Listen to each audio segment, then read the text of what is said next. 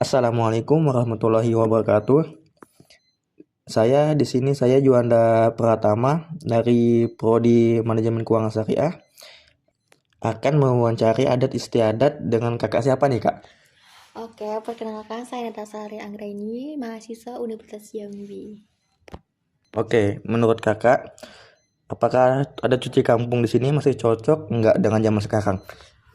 Baik, menurut saya tuh 50-50, kayak 50-nya tuh kayak kita tuh memang kayak masih cocok, 50-nya tuh harus kayak menyesuaikan dengan zaman yang sudah berkembang.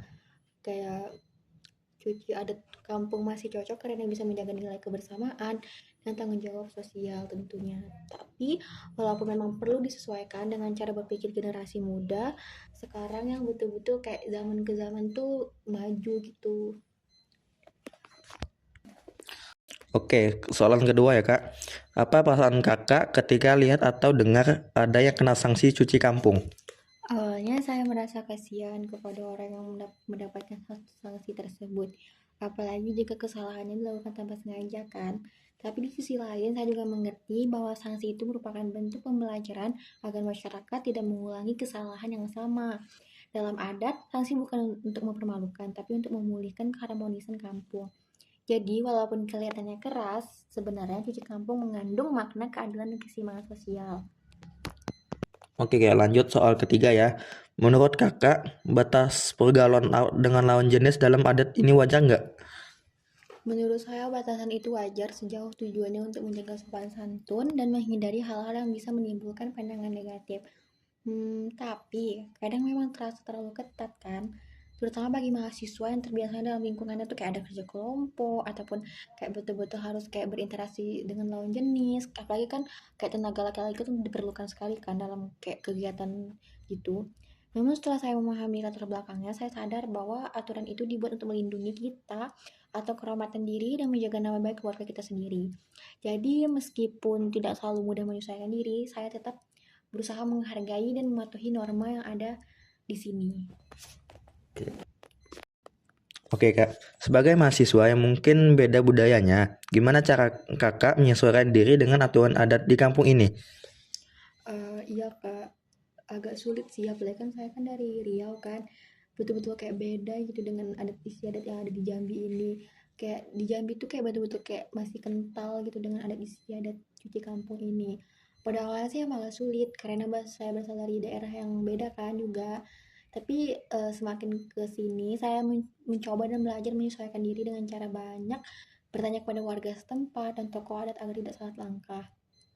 Saya juga sering ikut kegiatan masyarakat seperti gotong royong, kayak kumpul-kumpul dengan tetangga-tetangga gitu, terus kayak berteman sama orang asli Jambi. Itu tuh kayak banyak dapat wawasan dan kayak pelajaran yang lebih banyak tentang adat istiadat di Jambi ini. Oke lanjut ya kak, menurut pengalaman kakak, apa iya adat cuci kampung ini benar-benar bisa jaga ketentraman dan mencegah perbuatan yang dianggap salah di sini? Kalau menurut saya sendiri sih bisa ya. Soalnya kan ada cuci kampung itu membuat masyarakat lebih berhati-hati lagi. Pastilah kan kalau pastilah gitu mikir kalau mau buat macam-macam pasti ingat, oh nanti kalau ketahuan kayak gini-gini kayak gitu kan diarak segala macam kayak gitu. Nah, tuh kayak lebih berhati-hati aja sih gitu. Terus tuh kayak saling menghormati satu sama lain juga. Pastilah kan mereka tuh kayak ada rasa takut kayak untuk melanggar aturan tersebut. Tapi juga ada kesadaran bahwa semua itu demi kebaikan kita bersama. Kita ketika ada yang melanggar, pasti masyarakat menghukum juga kan, tapi lebih kepada memulihkan keadaan agar semua bisa hidup rukun kembali. Jadi adat ini berfungsi sebagai sistem sosial yang menjaga keseimbangan dan ketertiban masyarakat. Oke lanjut ya kak, apa sih hal yang paling sulit yang kakak hadapi untuk bisa ikut dan paham aturan cuci kampung ini? Kalau untuk ikut sejauh ini saya belum pernah ataupun kayak menyaksikan, pernah sih kemarin kayak menyaksikan aja sih. Tapi kalau untuk ikut kayak nggak pernah.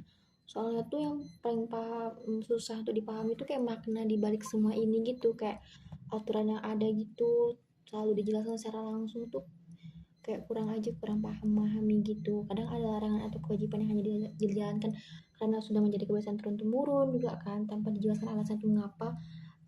itu dilakukannya gitu. Tapi lama-kelamaan saya menyadari bahwa banyak hal yang ada dalam adat istiadat ini, dan ketika kita terbuka untuk belajar, maknanya jadi lebih mudah untuk dipahami. Kesulitan itu justru menjadi pelajaran berharga bagi saya tentang pentingnya menghormati perbedaan budaya tersebut. Pernah nggak kakak ngerasa tidak setuju atau ingin nentang aturan adat dalam adat ini? Kalau menentang tuh enggak, tapi kayak ragu tuh pernah, kayak kenapa sih harus ada kayak gini-gini. Itu kan kalau ada aturan tersebut tuh kayak membatasi gitu nggak sih, kayak membatasi kebebasan kita kan, misalnya soal pergaulan atau cara berpakaian tentunya. Tapi setelah memahami bahwa tujuan utama adat ini apa, terus pastinya kan kayak menjaga keharmonisan dan nama baik bersama gitu. Jadi saya memahami. Menurut saya menolak bukan solusi. Yang penting adalah berdialog dan mencari jalan tengah agar adat tetap dihormati tanpa menghilangkan kebebasan individu. Kita tuh kayak bisa menetapkan diri gitu. Kalau kita di sini tuh kita harus gimana, terus kalau di sana kita harus gimana aja sih. Kalau ada aturan adat yang bertentangan banget nih dengan hati nurani kakak, apa yang kakak akan lakukan? Ikut aturan atau pegang prinsip sendiri, Kak? Saya akan berusaha memahami dulu yang jelasnya kan, kayak di balik aturan tersebut tuh gimana. Kalau masih tidak sesuai dengan prinsip atau pemahaman saya akan membicarakan dengan orang yang lebih tahu, seperti tokoh adat atau warga yang sudah lama kayak udah menetap, emang kayak sesepuh Jambi mungkin ya. Biasanya kan kalau dijelaskan dengan baik ada titik temu kan, kayak titik cerahnya gitu, terangnya yang bisa diterima kedua pihak gitu. Bagi saya menghormati adat bukan berarti harus selalu setuju, tapi bisa beradaptasi tanpa menimbulkan konflik aja. Sebagai anak muda nih ya, Kak, yang berpendidikan, menurut kakak adat seperti ini harus dipertahankan atau diubah? Kalau menurut saya sih harus ya, soalnya kan di zaman modern sekarang ini tuh kayak bukannya apa kan, kayak kebanyakan tuh apalagi kok merantau sama-sama ngekos tuh banyak terjadi sudah hal-hal yang tidak kita inginkan, kayak apa pokoknya banyak, apalagi kalau udah sama-sama kan kita nggak tahu ya. Jadi menurut saya tuh kalau yang dipertahankan tuh mempertahankan adat ini tuh kayak betul-betul kayak bagus gitu, jadi tuh kayak membuat menggertak lah gitu untuk anak muda yang ingin berbuat yang tidak senonoh kayak gitu. Pastilah kan dia mikir kayak gitu, kalau kayak gini pasti nanti kayak gini diarak segala macam.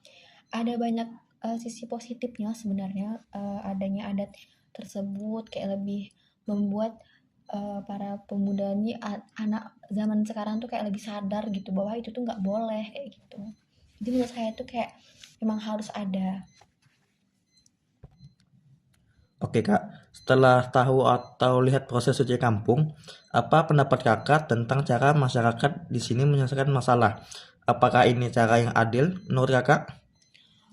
Awalnya kan kesian nggak sih sama orang, apalagi yang katanya itu sampai diarak tanpa berbusana tuh kayak betul-betul memang membuat mereka malu. Tapi dengan kayak gitu tuh ada hikmahnya aja sih, kayak saya tuh kayak menilai cara itu tuh cukup adil dan bijaksana karena melibatkan semua pihak, bukan hanya korban dan pelaku. Tujuan utama itu bukan menghukum, tapi memulihkan hubungan sosial agar tidak ada dendam atau permusuhan tersebut. Kayak dari kejadian itu tuh kita tuh menyadarkan banyak orang jangan jangan mengikuti itu karena itu nggak baik gitu kan. Jadi sistem ini lebih menekankan pada keadilan sosial daripada sekedar bahas hukuman. Nilai seperti ini sebenarnya sangat baik diterapkan dalam kehidupan modern seperti sekarang karena mengajarkan empati dan tanggung jawab kebersamaan. Oke, Kak, sebagai mahasiswa nih, pernah nggak kakak diajak bicara atau diajak rebuk oleh ketua adat soal aturan cuci kampung ini? Kalau rebuk tuh kayak musyawarah mungkin ya, atau kayak gimana? Kayak gitu kan nggak pernah, tapi itu saya pernah dinasehati gitu dan dikasih tahu gitu sama Pak RT di sini, kalau di kampung tuh gini-gini kayak gitu. Mereka menjelaskan tuh pentingnya menjaga nama baik kampung dan ikut berpartisipasi dalam kegiatan adat. Saya merasa dihargai karena diberi kesempatan untuk belajar langsung dari mereka. Ya, dan jadi yang nggak tahu tuh jadi tahu gitu, nah jadi banyak pelajaran gitu yang saya dapat. Nah, Oke kak, kalau ada teman kakak nih ya, yang mahasiswa lain yang melanggar, menurut kakak harusnya diperlakukan seperti apa? Seperti warga lokal atau ada pertimbangan lain?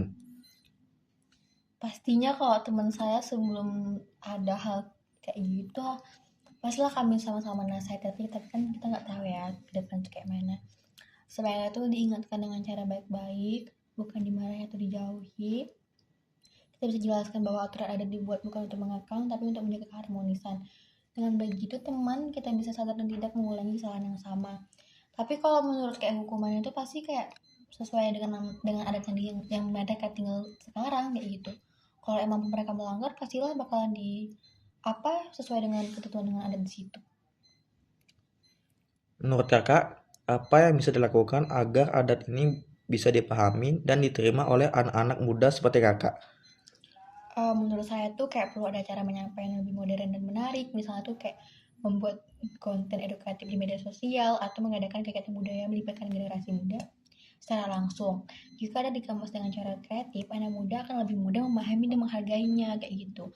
Banyak konten-konten edukatif mungkin ya kayak gitu.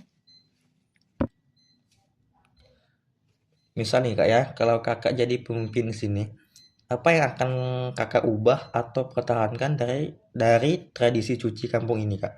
Nah itu kayaknya saya bakalan kayak membuat program mungkin ya dengan kepala adat di situ atau tokoh adat seperti kayak gimana sih dokumen apa alat cuci gudang tuh gimana, prosesnya tuh gimana, apa aja cuci gudang itu kan macam-macam kan ya, ada katanya kayak ada nyembelih kambing kayak gitu kan, segala macam kayak gitu.